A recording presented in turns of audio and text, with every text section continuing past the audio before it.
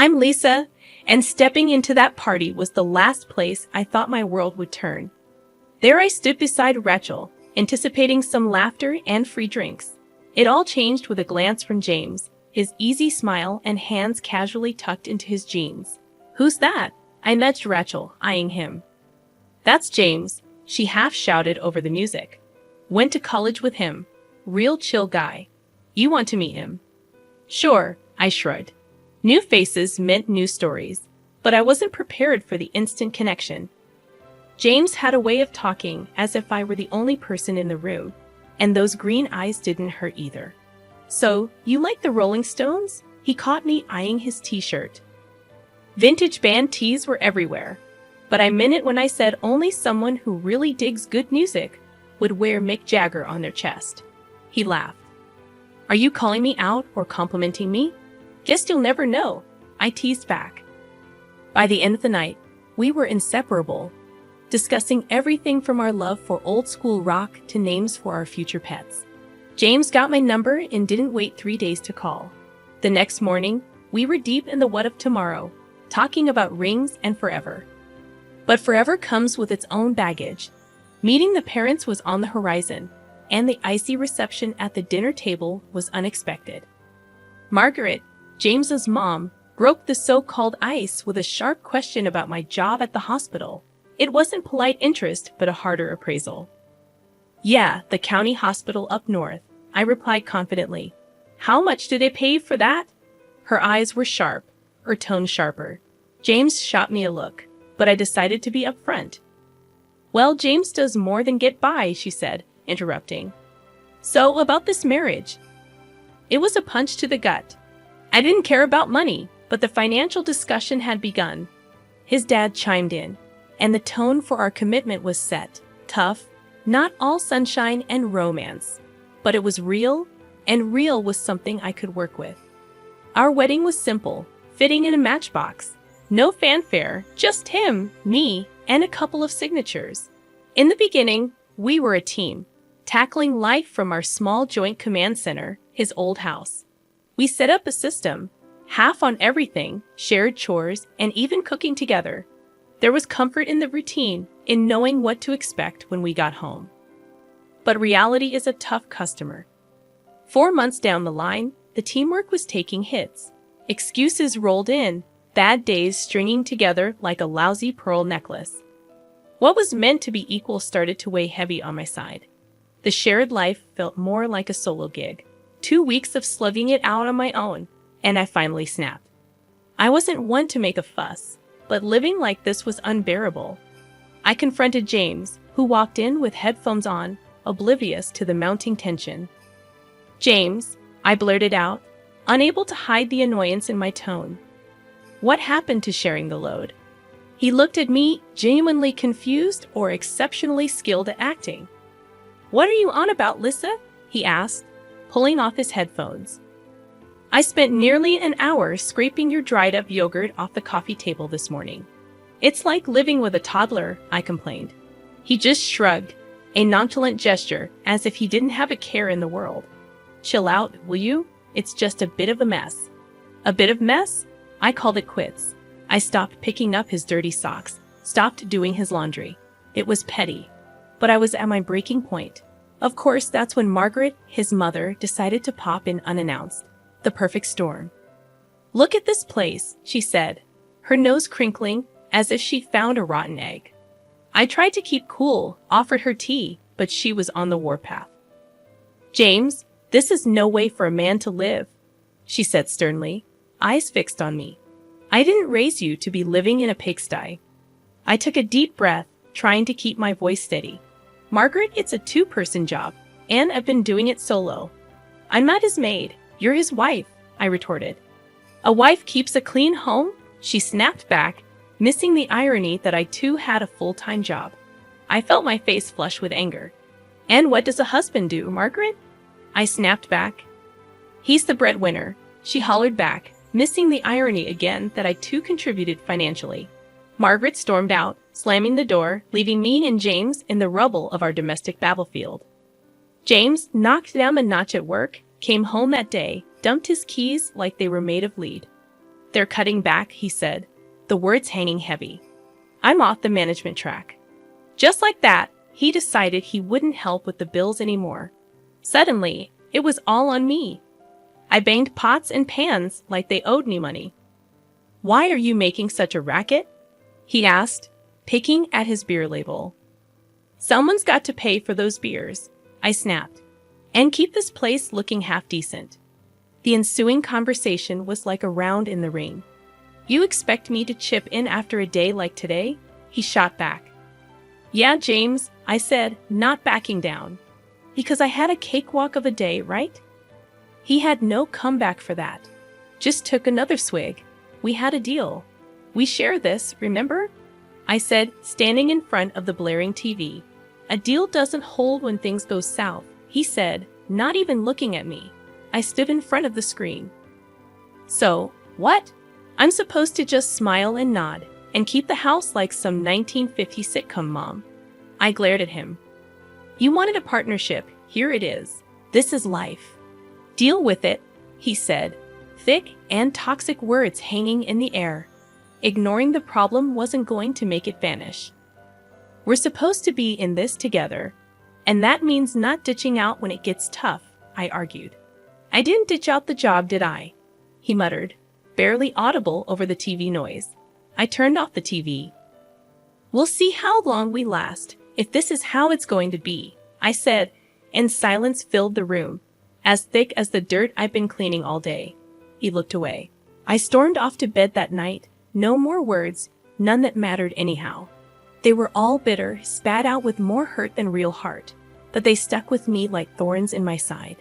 The tension in the house was like walking into a wall of ice. Barely a word was passed between us without a sharp edge. James had taken to eating his meals alone, delivered by Margaret with a thud at our door, the plastic containers hitting the wood like the gavel of a judge passing sentence. So, what are we having tonight? I asked poker-faced as James marched past me, Margaret's cooking in hand. Does it matter? He barely glanced my way. It's not like you're eating. It was true. I didn't have the stomach for food, not for what was in those containers. It was more than lasagna or stew. It was a heavy dose of rejection served up by Margaret, seeping into every room of the house. Then Granny B called, cheerful and active. I could almost smell her lavender perfume through the phone. A visit from Granny could turn a place upside down. And that's what I sorely needed, a gust of fresh air. I'm packing my bags, baby girl, she chuckled. But I heard the steel underneath, a resilience that had gotten her through tougher times than this. I need to see your life. I broached the subject over dinner, a silent affair with the clinking of cutlery replacing conversation. Granny B wants to visit, I said, dropping the bomb without preamble. James paused mid-bite, his eyes hardening. Here, stay with us, I nodded, gripping my fork like a lifeline. He shook his head, speaking with his mouth full, forgetting manners existed. No chance. Margaret wouldn't like it. Since when do we schedule our life around your mother? The boldness of my words surprised even me. Margaret's voice sliced through from the doorway. Since it's our house, girl, you just live here. The unfairness choked me like a noose. Your son and I are supposed to be building a life together, Margaret. She snorted. A life? You called us a life. Look at you two. I bring him food because someone needs to take care of my boy. James stood up, his chair scraping back like a scream. And that's how it's going to be. No visits, no changes. It's settled. I looked between them, the mother and son, feeling the outsider tag slapping against my chest. It's settled because you say so. What about what I want, what I need? You need to understand that things are the way they are. James shot back, red flushing his cheeks. My house, my rules. The ache spread from my heart to my fingertips, but I squared my shoulders. It's also my home, James, or at least it's supposed to be. He had no answer, just the hard line of his jaw, telling me the conversation was over. But nothing was settled. Granny B would come, somehow. I'd make sure of it. For the first time, I wanted the battleground. If they wouldn't budge, neither would I. There was fight in me yet. and the freeze in the house would need my fire to thaw it, whether they liked it or not. For the third month in a row, James did not contribute his share to our family budget. I was carrying everything, the house, the groceries, and even his damn beer. We had a fight, the last straw. James and I stood facing each other, our words sharp enough to slice through steel. The room felt smaller as the tension grew, air thick with resentment saved up from months of silent battles and unspoken words. "I don't want you as my wife," James said, his voice dripping with finality, signaling the end of everything. It didn't come out as a shout. That might have been better. A shout I could have responded to with fury. Instead, it was a low hiss, a deflating tire's last breath, leaving behind silence that echoed louder than any scream. "I don't want to be where I'm not wanted," I countered with as much steadiness as I could muster, despite the tremor within. He didn't stop me as I started to pack my bags. Each piece of clothing folded felt like a piece of the life we'd built being tucked away, rendered insignificant. I headed to the door, my suitcase a loyal companion trailing behind me. James was still standing in the center of the chaos, the eye of the storm that had hit us over and over until we'd broken into scattered pieces beyond collection. He didn't move, didn't try to stop me. The door closed with a click, much too gentle for the ending it represented. Outside, Granny B was in her old dependable car that smelled of leather and peppermint.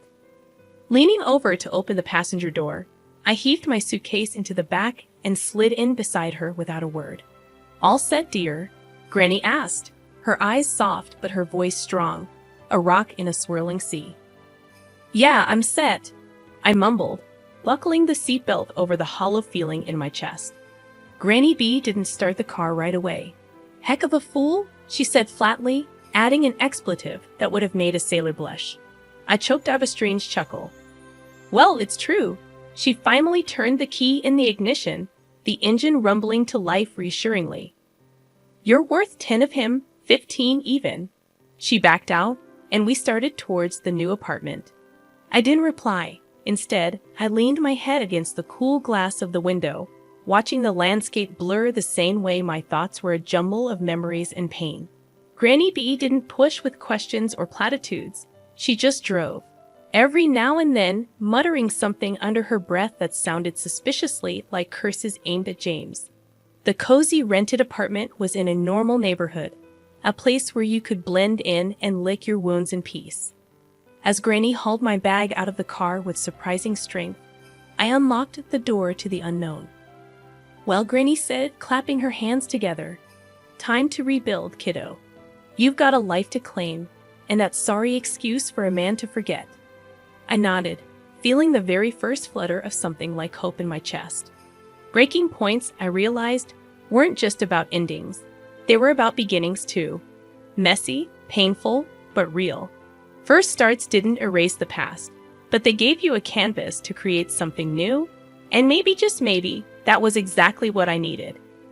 Granny B was sitting on my threadbare couch, her hands clasped over her knee, bouncing with what seemed like contained energy. Who knew that beneath that floral dress and the wrinkles was a woman with the heart of a Wall Street hustler? "So, you're telling me all the dough I sent you for your meds and stuff, you've been playing the market with it?" I stared at her in disbelief. Granny B chuckled and winked. "Honey, you think I'd let your hard-earned cash rot under a mattress? No way. I've been growing it bit by bit." It felt unreal. I crunched the divorce papers in my hand, knowing that what Granny B had just told me was going to flip the script in a major way. James and Margaret, the perfect couple from next door, agreed to meet us one last time, probably thinking they could offer me some friendly advice on starting over. Margaret opened the door with all fake smiles. "Well, if it isn't the soon-to-be single lady, come in. We were just talking about you." James sat at the dining table, smirking without a care in the world. "Good of you to come by. We need to talk about the neighborhood now that you'll probably be moving somewhere more, affordable." I clenched my jaw, but remembered Granny's news. "I needed this, actually, James. I won't be going anywhere," Granny B piped up. "She's got a juicy bit of news. Tell 'em, hun." I enjoyed the suspense, stretching their faces tight.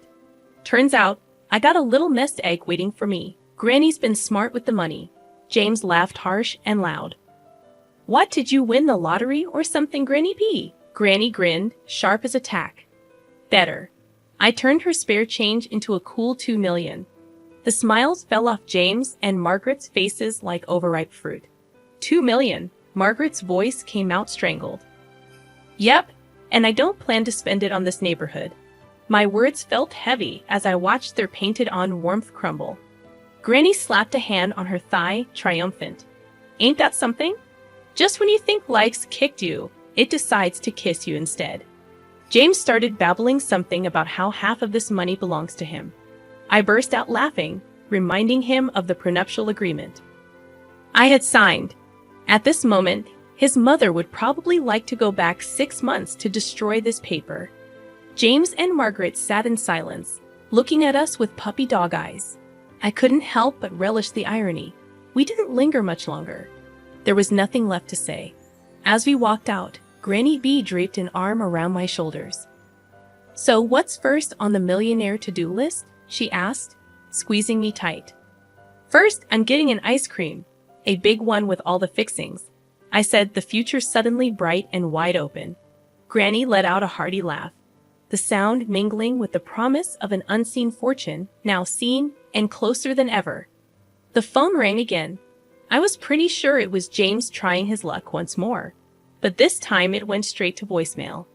I had stuff to sort out and no desire to entertain that mess. I heaved a sigh, looking around my cramped apartment cluttered with memories, too many of them pinned to James and a shadow that loomed like a bad smell. Grandma, with her sharp eyes and a non-nonsense attitude, was right as rain. Why do you even keep that thing on? Grandma gestured at the phone with a scoff, busy shuffling through a pile of real estate listings. I shrugged and tossed the phone on the couch. Guess I'm too soft, squishy as an overripe tomato, she snorted. We need to get moving. I don't want James or his mama knocking on our door trying to weasel back into our lives when we've barely shucked him off. I know, Grams. Thanks. I flashed her a grateful look. So, where to? She slapped a listing onto the kitchen table. It was circled and bold. Here, 2 bedrooms, cleaner air, away from unwanted pests. I skimmed the details. Looks decent, Grams. Any pizza joints nearby. The next day dawned fresh. We were off, the apartment ad in hand, and a skipping grandma step. The listing agent met us at the property, all smiles and slicked back hair reeking of too much aftershave. Welcome, ladies. He extended his hand right at Grandma. She eyed it like it was a dead fish, but shook it all the same. Cut to the chase, hot shot. We're not here for pleasantries. I bit back a laugh as the agent's smile twitched. Of course, of course. He quickly unlocked the door. This way, please. The place was a gem compared to where we were. Good light, clean floors, and the air didn't hold any of James's cologne. Grandma handled it like she was born in a market stall. The price dropped, terms changed. By the time we walked out, the agent looked 2 inches shorter. The move went smooth. Neighbors were quick to say hi, a couple of them inviting us over for beers and a barbecue. They asked about my story, but I kept it simple. I was done letting my past hitch a ride. The new place shaped up nice. I continued to work as a nurse, and Grandma found her corner for knitting and gossiping with Mrs. Ham from next door, who had more sass packed in her tiny frame than anyone I'd ever met. One evening, I grabbed a pizza from the new joint, of course, and headed home. As I flipped open the box, the steam carried that cheesy aroma up, and I couldn't help but smile. So we settled in, me and Grandma, our little team. The taste of fresh starts and thick crust pizza in the air, laughter from the neighbor's yard spilling in through our open window, and a sense of peace finally making itself at home. James and his empty promises faded into the background noise, just like the buzz of the city we'd left behind. I was looking forward, and the view was pretty damn good.